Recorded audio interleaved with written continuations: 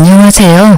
저는 지방에서 작은 도배장판 가게를 하는 아버지를 도우며 살고 있는 30대 중반의 여성입니다. 남편은 작은 회사에 다니고 있었는데 경기 악화로 회사가 망해 이직 준비를 한다면서 1년 가까이 허비를 하더라고요. 처음에는 자신의 잘못도 아니고 상황이 안 좋아져 회사를 그만뒀으니 저도 묵묵히 남편이 제 갈 길을 찾을 때까지 기다려주려고 했어요. 그런데 불성실하고 뻔뻔한 남편 때문에 트러블이 잦아졌고 결국 친정아버지와 일까지 엮이며 저희 부부는 이혼이라는 선택에 이르게 됐습니다.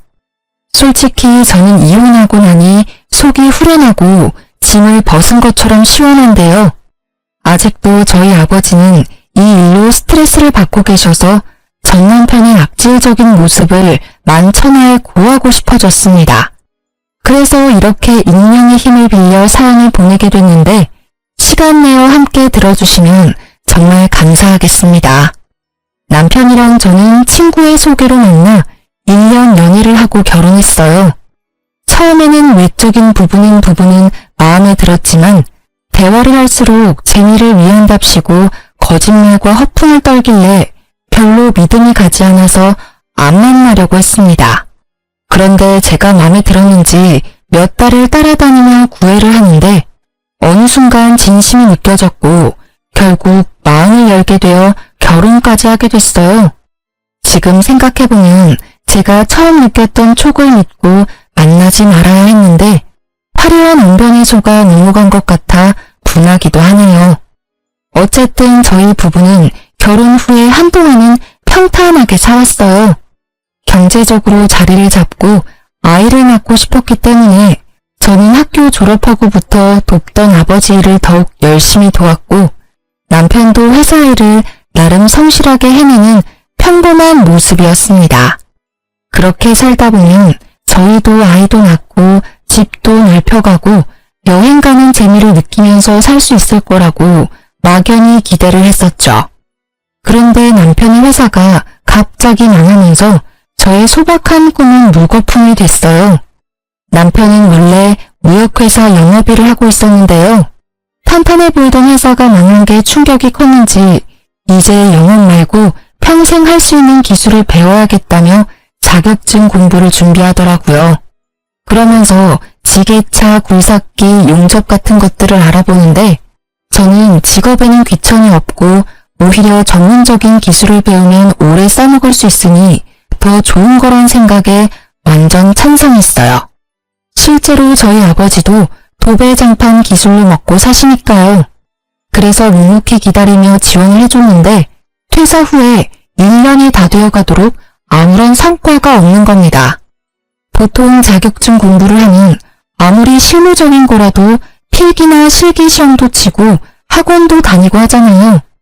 그런데 제가 일을 다녀오면 항상 늘어난 런닝바람으로 TV를 보거나 캔맥주를 먹고 있으니 답답하더라고요. 낮에는 뭐 하냐고 물으면 어디 학원을 다닌다, 공부를 한다 이렇게 대답은 잘하는데 솔직히 제가 다 큰 성을 쫓아가면서 진짜 하는지 안 하는지 확인하는 것도 우스운 일이잖아요. 그래서 그냥 믿고 기다렸는데 시간이 이렇게 흐르다 보니 저도 더는 참을 수 없어서 며칠 아버지께 말씀드려 일을 쉬고 남편 뒤를 쫓아가 봤어요. 결과는 진짜 충격 그 자체더라고요. 자격증 공부하러 학원을 가거나 도서관을 간다던 남편은 오락실, PC방, 카페, 술집 이런 데서 백수 친구랑 만나 하루 종일 중고등학생들처럼 재밌다고 하하호호 노닥거리고 있었습니다.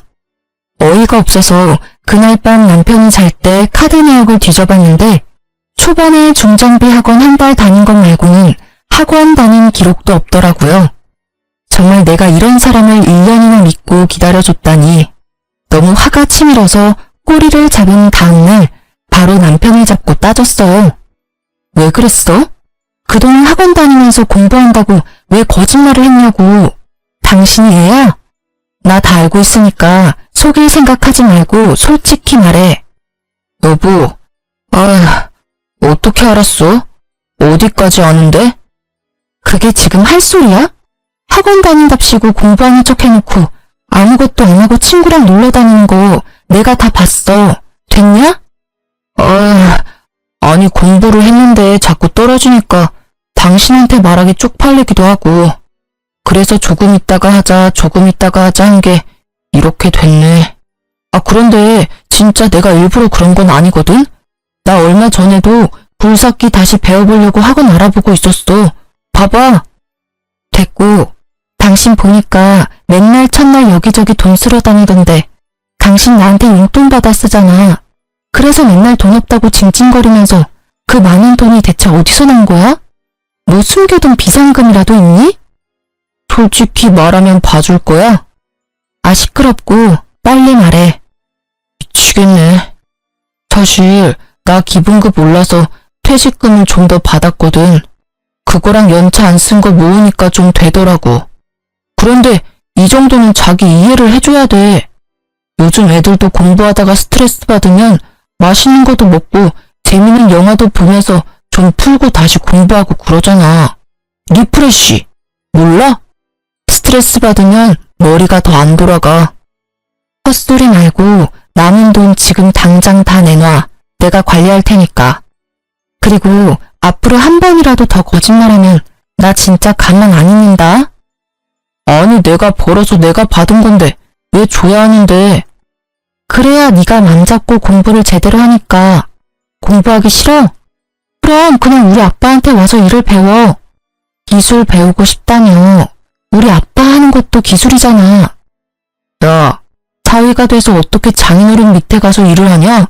남자가 자존심 상하게. 헛소리하는 남편이 너무 얄미워서 입을 잡아 뜯고 싶더라고요. 그래도 이 화상을 내가 선택했으니 그것도 내 업보다 싶어서 땅이 꺼져라 한숨을 쉬는 걸로 대체했습니다. 아니 남편의 말대로라면 그동안 공부 좀 끼적이다가 잘 안 되면 숨겨둔 퇴직금으로 돈 쓰는 재미를 느끼며 살았다는 거잖아요. 그러니 무슨 공부가 됐겠습니까?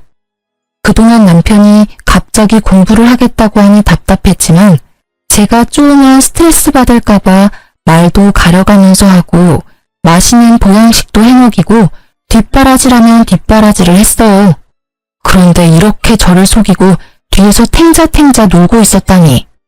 진짜 사춘기 아들을 둔 것도 아니고 왜 내가 이런 고통을 당해야 하나 싶어 욱하더라고요. 이런 제 마음도 모르고 꼴의 남자 자존심 운운하는 걸 보니 아직 철들려면 멀었구나 싶기도 하고 가슴이 답답했습니다. 그런데 저 혼자 이렇게 답답함을 느끼고 있자니 많이 억울하더라고요. 그래서 자기 아들이 세상에서 제일 잘난 줄 알고 있는 시무에게 연락해서 못난 남편의 모습을 까발리기로 했습니다. 욕하면서 제 속도 좀 시원해주고 싶었고요. 그래서 보란듯이 전화를 걸었는데 시무 반응이 대박이었어요. 여보세요? 어머니, 저 너무 속이 답답해서 하소연 좀 하려고요. 무슨 일이냐? 집에 뭔 일 있어? 네. 그 1년 동안 자격증 딴다고 회사 일 안 구하고 공부한 거 아시죠? 그런데 알고 보니까 제대로 공부도 안 하고 맨날 놀고 있더라고요. 진짜 중고딩도 아니고 나이 40 다 되어가는 사람이 이래도 돼요? 저 너무 답답하고 속상해요, 어머니. 아유, 난 또 뭐라고. 우리 아들이 학교 다닐 때 얼마나 공부를 잘했는데 요즘 속이 좀 답답했나 보지. 뭘 그런 거 가지고 전화씩이나 하니? 그냥 믿고 놔두면 제 밥벌이는 다 알아서 할래야. 두고 봐라. 조금 있으면 너 걔 앞에서 이렇게 징징댄 거 후회할 거야. 징징이요? 너무 섭섭해요, 어머니. 아니 저한테 돈 없다 해놓고선 퇴직금 남겨가지고 그 돈으로 오락실 PC방 다니고 있었다고요. 어머니 아들이요. 그러는 동안 저는 뭐 했어요? 맨날 일하면서 없는 돈 쪼개서 어머니 용돈 드리고 필요한 거 사다 드리고 그랬잖아요. 그런데 제가 속이 안 답답하겠어요? 너 지금 나 용돈 준다고 유세 떠는 거니? 어쨌든 우리 아들이 뼈 빠지게 일해서 모은 돈으로 살면서 준 거 아니야. 그리고 네가 온전히 나한테 돈 준 게 몇 번이나 된다고 그러니? 아무튼 우리 아들 크게 성공할 팔자니까 조금만 더 기다려줘. 아유 속 시끄러워. 끊는다. 어머니, 최소한 미안해하지는 않더라도 부끄럽다는 반응은 기대했는데 황급히 전화를 끊어버리는 뻔뻔한 싱후에 입이 쩍 벌어졌습니다. 남편은 옆에서 실실 웃으면서 콧노래를 부르더라고요. 요즘 세상에 남편들이 비상금 조금씩은 다 만들어둔다고 하지만 이직 준비한다는 명목으로 퇴직금을 종잣돈 삼아 미래는 아무것도 준비하지 않고 띵까띵까 놀았는데 이런 남편을 저보고 이해하고 더 기다리라니 어이가 없더군요. 그렇게 남편과 냉전 상태로 몇 주를 보냈어요. 제가 도저히 마음이 풀리지 않아 투명인간 상태로 무시하고 남은 돈을 다 뺏었더니 결국 남편도 백기를 들더라고요. 짜증이 잔뜩 섞인 목소리였지만 그래도 고분고분 친정아빠에게 가서 일을 하겠다고 선언을 하는 겁니다. 저는 이제라도 마음먹고 무슨 일이라도 하겠다고 결정을 한 게 그나마 다행이라고 생각을 했어요. 그리고 다른 사람도 아니고 친정아빠랑 같이 일하면 장인어른이 남편의 사장이 되는 거니까 이 사람도 조금 더 눈치를 보고 성실하게 일을 하지 않을까 하고 기대를 했죠. 하지만 그 기대는 말 그대로 저의 착각이었습니다. 지금 생각하면 편안하게 일 잘하고 계시는 친정아빠에게 제가 똥덩어리를 한 짐 데리고 간 거였어요. 저희 친정아빠는 지방에서 작은 도배장판 가게를 했는데요. 규모가 크지는 않지만 제가 어릴 때부터 운영을 해서 단골도 많고 아름아름 소개로도 많이 일을 따고 있었어요. 친정아빠는 남편과 다르게 말없고 재미없다고 엄마가 항상 투덜댔지만 그만큼 소처럼 우직하게 일하는 성실한 분이셨거든요. 내심 깃털처럼 가벼운 남편이 아빠가 일하는 걸 보면서 조금이나마 반성하고 열심히 살아야겠다 라는 마음을 가질 수 있다면 그것도 뜻밖의 수확이라 생각을 했었죠.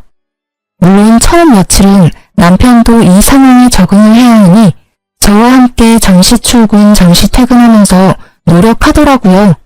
회사 다닐 때 지각을 밥 먹듯이 해서 거의 잘릴 뻔한 적도 있었는데 이 정도면 장족의 발전이다 할 정도로 제 기준이 낮았었네요.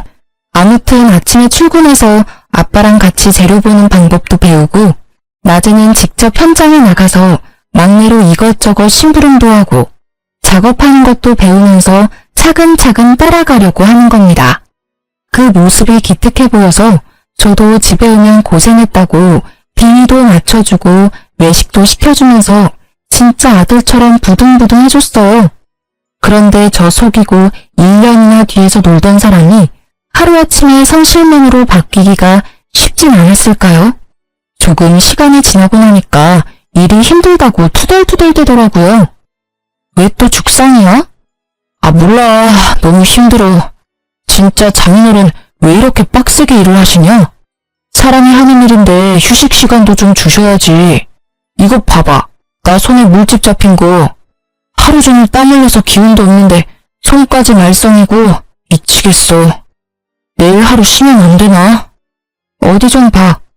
아유, 이 정도 물집은 그냥 약 바르고 한숨 자면 괜찮아. 걱정 마.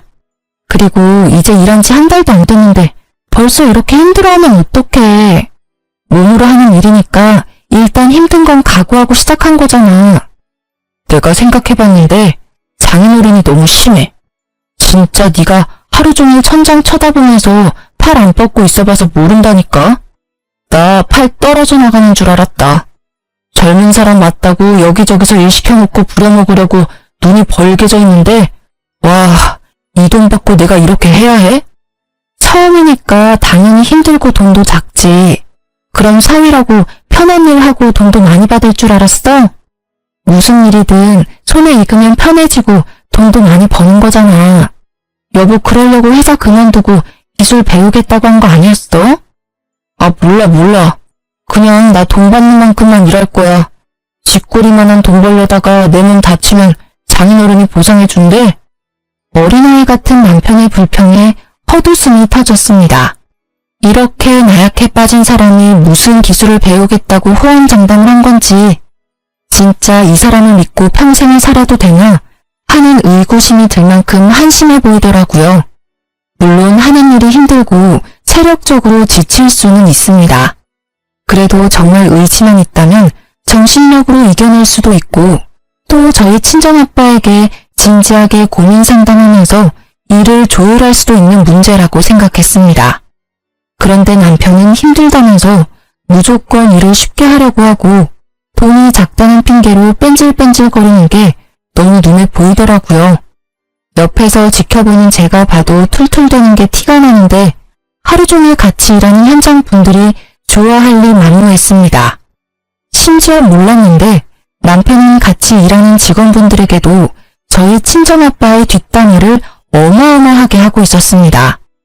나중에 한 직원분이 퇴사를 하며 말해줘서 알았는데 진짜 사위 맞냐고 몇 번이나 물어볼 정도로 심하게 뒷담화를 했더라고요.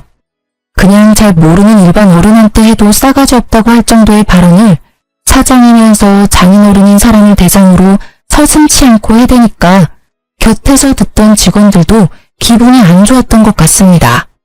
그러다 오랜만에 친정아빠가 회식을 주도해서 직원분들이랑 다 같이 고기를 먹으러 간 날이었어요.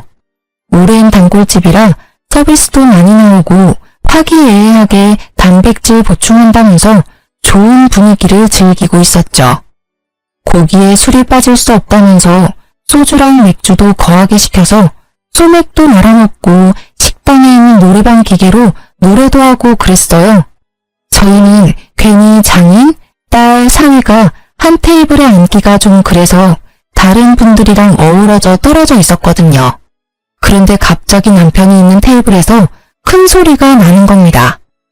야, 너 지금 뭐라고 그랬어? 이 새끼가 어른한테 못하는 말이 없네? 왜 이래요 갑자기? 소리 지르면 단 줄 알아요? 아니 내가 사장님 사위라 해서 가만히 듣고 있었는데 이 새끼 말하는 뻔세 봐라. 그렇게 돈 잡고 일하기 힘들면 그냥 안 나오면 될 거 아니야. 왜 열심히 일하는 사람들 기운 빠지게 물을 흐리고 있어? 누가 분위기를 흐렸다고 그래?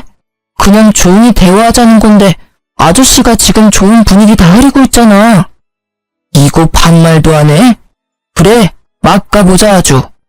너 임마 갈 데도 없고 할 것도 없는 거 불쌍해서 일 배우라고 사장님이 배려해 준 거 아니야? 그러면 가만히 가르쳐주는 대로 배우긴 할 것이지 어디서 장인이 고집도 세고 융통성도 없다고 나불나불대고 있어? 진짜 부끄러운 줄 알아야지 젊은 사람이. 뭐라고? 이 아저씨가 미쳤나? 살펴보니 남편이랑 친정아빠랑 같이 제일 오래 일한 실장님 한 분이 고래고래 고성을 지르면서 싸우고 있더라고요. 이미 식당이 시끌시끌하던 소리가 쥐죽은 듯이 멎고 두 사람 싸우는 소리밖에 들리지 않았어요. 진짜 술에 취한 남편이랑 실장님이 주고받는 대화를 듣는데 너무 창피해서 얼굴이 빨개지던 거 있죠? 살짝 친정아빠 얼굴도 봤는데 이마에 주름이 잔뜩이었습니다. 부끄러움도 잠시 일단 진정하고 나오라며 남편의 팔을 잡아 끌었어요. 그런데 얼마나 무거운지 꿈쩍도 안 하더라고요. 진짜 미친놈아 제발 나와라. 궁시렁거리면서 부글부글 끓는 속을 다 잡고 있는데 실장님이 불쌍해 보였는지 한숨을 내쉬었어요. 그리고는 진짜 내가 딸내미 불쌍해서 참는다. 잘해라 좀. 하면서 남편 팔을 가볍게 한 대 톡 쳤습니다. 그런데 술 기운에 자격지심까지 발동한 남편놈이 이 터치 한 번에 이성을 잃었는지 갑자기 실장님 어깨를 퍽 치는 겁니다. 가만히 있을 성격의 실장님도 아니라 순식간에 주먹 다짐이 시작됐어요. 진짜 지금 생각해도 아찔하고 쥐구멍에 숨고 싶었습니다. 평화롭게 고기 먹던 회식 장소가 아수라장이 되고 여기저기 비명이 들리고 난리도 그런 난리가 없었어요. 나중에는 누가 112를 불렀는지 경찰도 오고 그랬더라고요. 죄송합니다. 뭐가 죄송해. 여보, 사과하지 마. 뭘 잘했다고 큰 소리야? 빨리 사과드려. 먼저 친 건 이 아저씨인데 왜 내가 사과를 해? 정말 오래전부터 배운 실장님께 너무 죄송했어요. 친정오빠한테도 이런 못난 모습을 보여 죄송했고요. 그렇게 남편이랑 저랑 서로 사과하니 다투고 있는데 옆에서 가만히 앉아있던 친정아빠가 입을 여시더라고요. 최 실장, 내가 대신 사과할게. 내가 덕이 부족해서 그래. 돈 잡고 일 힘든데 내가 잘 못 챙겨줘서 이런 일이 생긴 것 같아. 그래도 내 사위인데 자네가 좀 더 참았어야 하지 않나? 자네도 사과해주게. 친정아빠의 말에 실장님이 절대 못한다고 화를 엄청 내시더라고요. 옆에서 듣는데 저도 이건 좀 아닌 것 같다는 생각이 많이 들었어요. 그런데 아빠는 사위가 먼저라면서 편을 들어주시는 겁니다. 그러자 실장님은 끝까지 사위 편을 들면 자기는 같이 일을 못한다며 자기인지 사위인지 둘 중 하나를 고르라고 최후 통첩을 날리셨습니다. 그런데 정말 놀랍게도 친정아빠는 사위는 평생 안고 가야 하는 존재라며 뜻을 굽히지 않으셨고 결국 실장님은 다음날부터 회사에 나오지 않았어요. 정말 친정아빠와 더불어 초기부터 일을 함께 해온 에이스인 분이라 제가 다 마음이 아프고 안 좋더라고요. 정말 이 거지 같은 남편 때문에 이게 다 무슨 일인지 너무 화가 나서 따지고 싶었는데 친정아빠는 끝까지 남편 편이었어요. 정말 사람이면 이 정도로 자신을 신뢰해줬으면 정신 차리고 열심히 배우려고 노력해야 하는 거 아닌가요? 이날 이후로 에이스였던 실장님이 나간 자리를 남편이 대신해서 친정아빠 일을 도와야 하는데 진짜 배은망덕도 유분수더라고요. 그냥 견적받으러 온 손님인데 괜히 잘 알지도 못하면서 이래라 저래라 훈수를 두니 손님이 짜증나서 그냥 가버리기도 하고 작업하러 가서도 마무리가 꼼꼼하지 못해서 다른 분들이 한 번 더 일을 해야 하는 골칫덩어리가 저희 남편이었습니다. 그러던 어느 날이었어요. 평소처럼 친정아빠 일을 돕고 있는데 이상하게 가게로 견적 상담 문의 전화가 많이 오더라고요. 그래서 이상하다, 운수 좋은 날인가 싶었는데 친구가 SNS 링크를 하나 보내주는 겁니다. 들어가 보니 낯익은 모습들이 나오는데 알고 보니 얼마 전 구축 아파트 리모델링을 한다고 의뢰해서 도배장판을 해줬던 분이 후기로 남긴 거더라고요. 제가 봐도 너무 이쁘게 사진을 뽑아주셨고 글도 잘 적어주셨는데 그 손님 자체가 인플루언서라 파급력이 어마어마한 것 같았어요. 너무 저렴한 가격에 꼼꼼하다면서 딱히 저희가 광고를 맡긴 것도 아닌데 진짜 한번 나도 여기서 해볼까? 하는 구매 욕구가 생기게 적어주셨더라고요. SNS 홍보의 힘은 실로 대단했습니다. 그날부터 입소문을 타고 손님들이 자꾸 몰려드는 겁니다. 처음 겪는 상황에 친정아빠와 직원분들도 신이 나서 싱글벙글이었어요. 이쯤 되면 정말 많은 돈을 쓸어 담을 거라 생각이 들잖아요. 저희도 상담하고 예약을 잡으면서 빼곡히 차는 스케줄이 다 돈이니까 너무 신기하고 행복한 하루하루였거든요. 그런데 어쨌든 이것도 사람이 하는 일이기 때문에 모든 스케줄을 다 쳐낼 수는 없는 게 문제더라고요. 여보, 혹시 월요일에 다녀온 전원주택 컴퓨터방 여보가 작업했어? 나랑 김시영님 같이 했는데 왜? 아니, 이상하게 그 방면 되게 울퉁불퉁하다고 다시 해달라고 전화가 와서. 근데 이게 처음이 아니고 사실 요 몇 주 계속 그렇거든. 아, 진짜 짜증나네. 장인어른한테 말해. 뭐가 문제야? 맨날 여보가 한 곳만 컴플레인 들어오니까 내가 민망해서 그렇지. 아휴, 연습 좀 해. 이러다 애써 들어온 손님들 다 까먹겠어. 연습은 무슨, 일 다 배운 지가 언젠데 우연이겠지. 이거 봐라. 맨날 이렇게 몰아가니까 내가 길을 못 펴는 거 아니야. 그게 아니라 아빠가 안 해도 될 일을 계속 해야 하니까 그렇지. 돈도 돈이고. 아, 모르겠다. 알아서 해. 특히 에이스인 실장님이 나가고 나서 아직 한 명 묵도 못하는 남편이 그 자리를 메꾸기란 불가능한 일이었어요. 그래도 이 기회를 놓치긴 아까워서 억지로 남편을 데리고 일을 하니까 친정아빠랑 직원분들이 열심히 해도 능률이 안 나오고 남편이 한 부분만 맨날 이상하다고 컴플레인이 걸리는 겁니다. 그러다 보니 AS 해주고 컴플레인 들으러 다니는 친정아빠만 너무 힘들게 고생하는 것 같아서 죄송스럽더라고요. 이왕 시작한 일 제대로 좀 더 노력하고 연습하면 될 텐데 늘 대충대충 그 순간만 때우려는 남편에게 화도 났고요.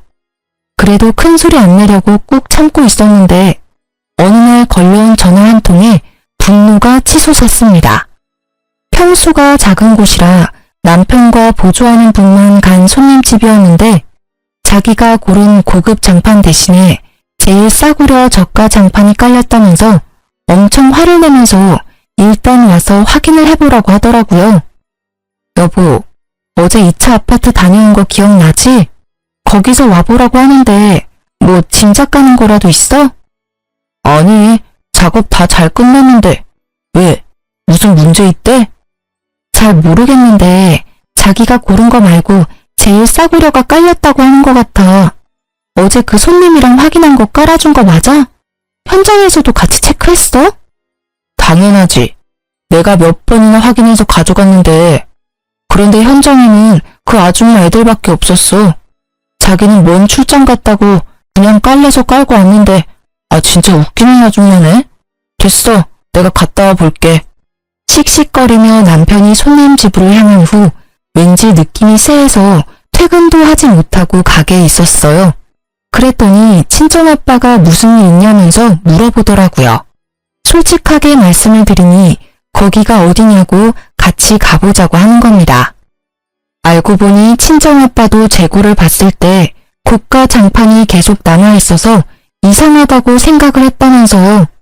그래서 친정아빠를 모시고 그 손님 집으로 같이 향했는데요.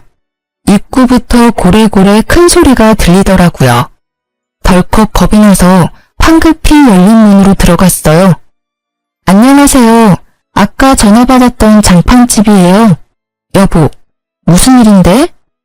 아니 아주머니, 이 장판이 맞습니다. 제가 몇 번이나 확인했던 거예요. 진짜 제가 왜 이런 걸로 사기를 칩니까?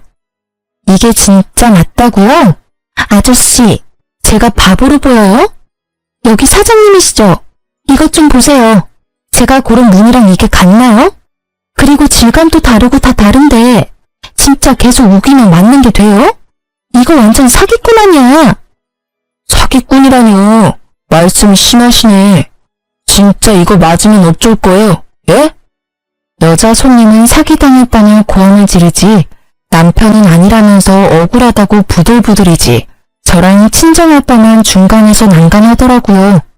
일단 친정아빠가 그러지 말고 장판을 확인해보자면서 나섰습니다.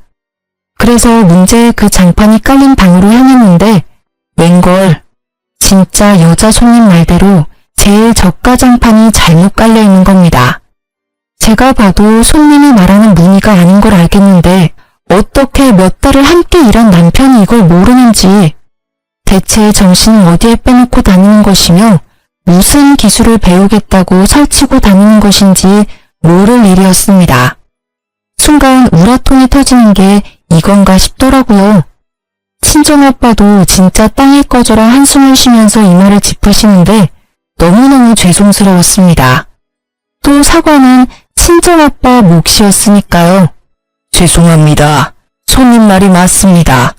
이게 깔려서는 안 되는 거였는데 저희 쪽에 무슨 착오가 있었던 것 같습니다. 이해해 주신다면 제일 빠른 날짜로 해서 바로 교체를 도와드리겠습니다. 맞죠? 이거 아니죠? 진짜 기가 막혀서. 아니요 사장님, 교체됐고요. 이 아저씨가 저를 정신병자 취급하면서 얼마나 우겨대던지. 저 혈압 있는데 진짜 열받아서 쓰러질 뻔했거든요. 지금 여기 손도 막 떨리는 거 보이시죠? 나 이렇게 못 넘어가요. 나 고소할 거예요. 정신적 피해 보상 받아야겠어요. 남편이 실수했고 잘못 대응한 건 100번 1000번 잘못했는데 갑자기 쓰러질 뻔했다며 고소하겠다니 너무 당황스럽더라고요. 알고 보니 이 여자 손님도 인근에서 블랙 컨슈머로 진짜 유명한 사람이었어요. 고소한다고 난리 치는 거 입소문 나면 저희도 좋은 게 없으니 무마시키느라고 정말 공짜 장판 교체에 도배까지 새로 해주고 병원이라도 다녀오라고 병원비까지 쥐어주고 나니 배보다 배꼽이 더 큰 상황이 됐더라고요. 문제는 이뿐만이 아니었습니다. 저희가 돈까지 보상해줬는데도 이 여자 손님이 지역 커뮤니티 카페랑 SNS에 장판가리에서 사기치는 곳이라고 글을 적어 올린 겁니다. 내용 중에는 사기치고도 적반하장으로 고객한테 으름장 놓는 직원이 있다며, 근데 알고 보니 사장이랑 사위라면서 짜고 치는 고스톱이라고 주절주절 써놓았는데 진짜 제가 봐도 설득력이 있더라고요. 작은 동네라 조금만 관심 있게 지켜보면 어느 가게인지 다 알 수 있기 때문에 타격이 매우 컸습니다. 앞서 홍보의 힘을 제대로 느꼈다고 했는데 좋은 소문보다 더 빨리 퍼져나가는 게 안 좋은 소문인 걸 뼈저리게 깨달았죠. 결국 그 많던 손님들이 다 끊기고 단골들만 띄엄띄엄 연락을 해왔지만 푼돈이라 고정적으로 데리고 있던 직원들도 내보내야 했습니다. 그러니 결국에는 친정아빠랑 남편 둘만 남았는데 지질이 일 못하는 남편 데리고 도저히 작업이 안 되는 게 문제였죠. 이러다 가게 망할 판이다. 내가 우리 딸 꼬맹이 때부터 해왔는데 지금만큼 팔이 날린 적이 없었어. 이제 어쩔 거야? 죄송합니다, 장인어른. 근데 비 온 뒤에 땅이 굳는다는 말도 있지 않습니까? 지금 고비만 잘 지나면 또 단골이 있으니까 사람들도 금방 잊고 다시 시작할 수 있지 않을까요? 됐다. 나한테는 그런 좋은 말 해줄 사람 말고 진짜 일 잘하는 직원이 필요해. 예전 실장한테 전화해 줄 테니까 죄송했다고 일 좀 도와달라고 해라. 제가요? 장인어른, 저 너무 자존심 상합니다. 그 사람 많은 데서 저한테 화내고 소리치는 거 보셨잖아요. 제가 장인어른 하나뿐인 사위인데 저 욕하는 건 장인어른 욕하는 거예요. 모르세요? 네 자존심이 문제가 아니다. 나는 말만 번지르르하게 하는 사위는 필요 없다. 실장한테 사과 못하겠으면 그냥 네가 나가. 예? 저 나가면 누구 데리고 일하시게요? 네가 나가면 실장이 들어온다고 했어. 그냥 앞서 일은 다 잊고 살 테니까 조용히 나가서 이제 네 할 일 찾아서 밥 벌어먹고 살아라. 제발 부탁이다. 제가 지금까지 장인어른 뒤치다거리 하면서 어떻게 일해드렸는데 저한테 이러세요. 예? 진짜 치사하고 더러워서 나갑니다. 나가요. 어디 저 없이 한번 잘 먹고 잘 살아보십시오.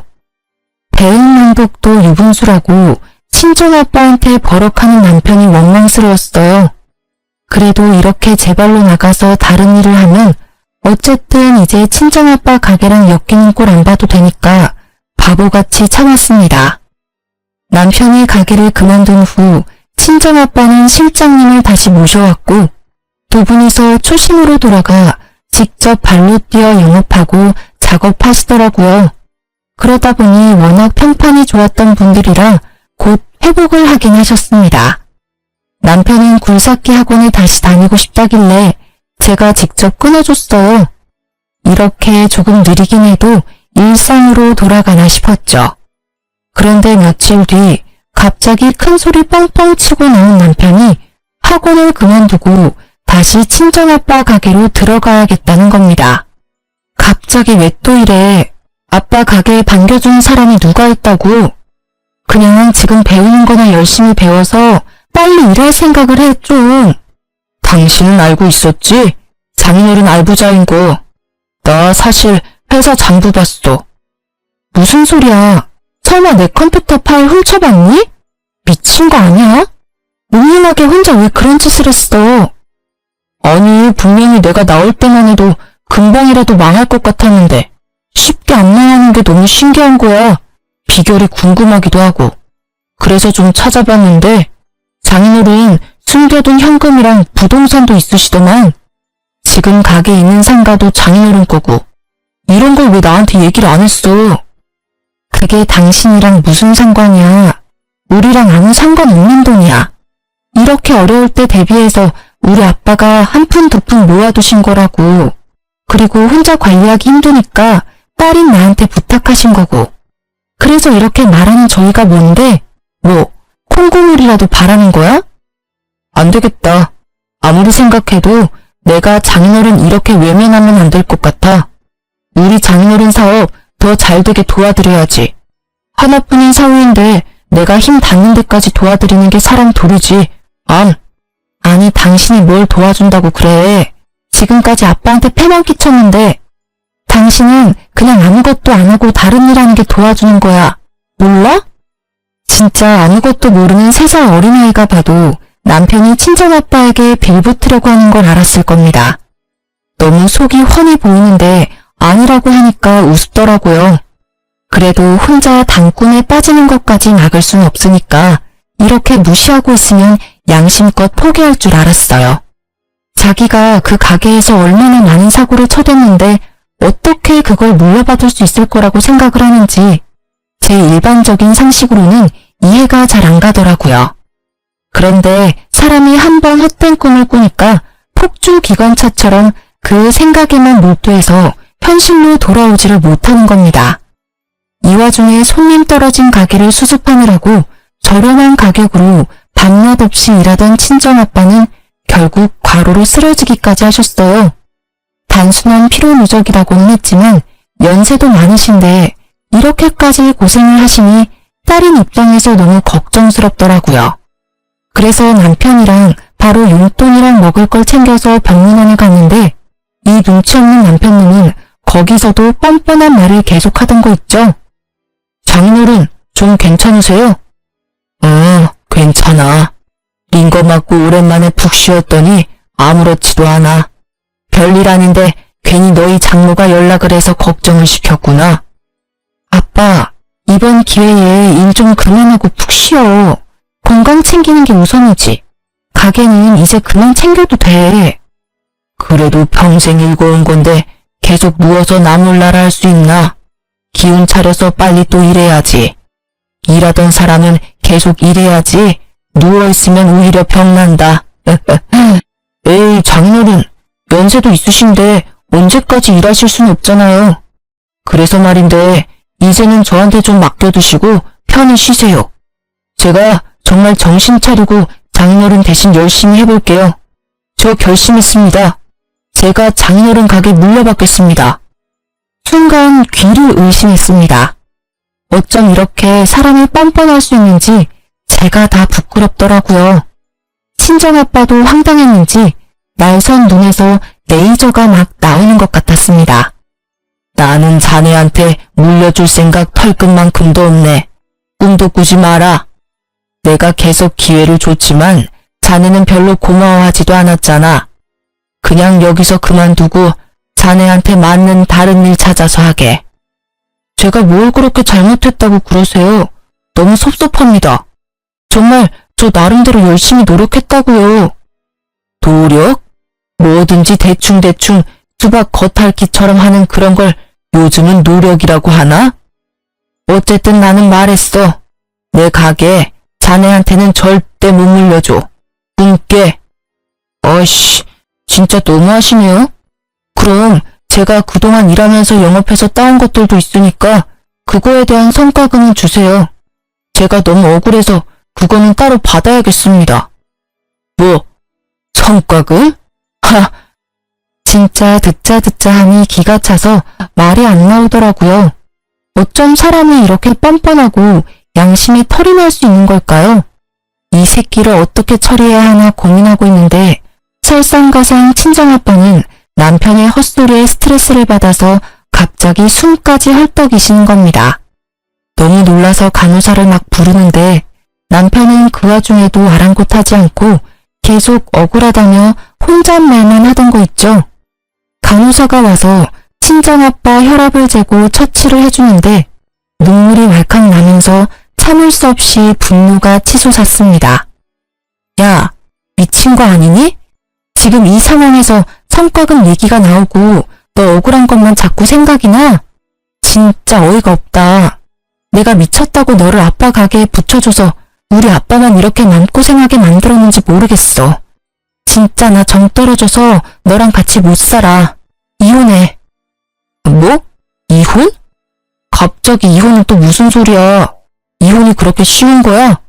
다들 나한테 왜 이러는 건데? 너무 빡쳐서 제대로 일도 안 했으면서 돈에 미쳐 뻔뻔하게 헛소리하는 남편에게 통보했습니다. 남편은 갑작스러운 이혼 통보에 난리를 피더라고요.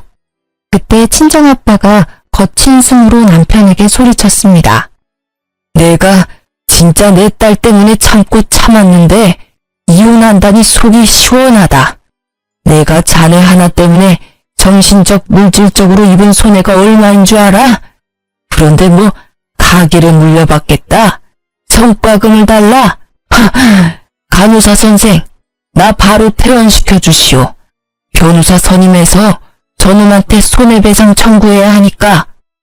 뒤늦게 정신 차린 남편이 울며 불며 매달렸지만 저의 부녀는 내 사람에게는 한없이 잘해줘도 한번 문 밖에 나가면 가차없는 스타일이었습니다. 그래서 바로 변호사를 선임해서 이혼 진행을 밟고 아빠도 그간 가게 일을 같이 하면서 겪었던 일을 정리해 손해배상 청구를 하면서 뻔뻔한 남편의 행태를 고발했어요.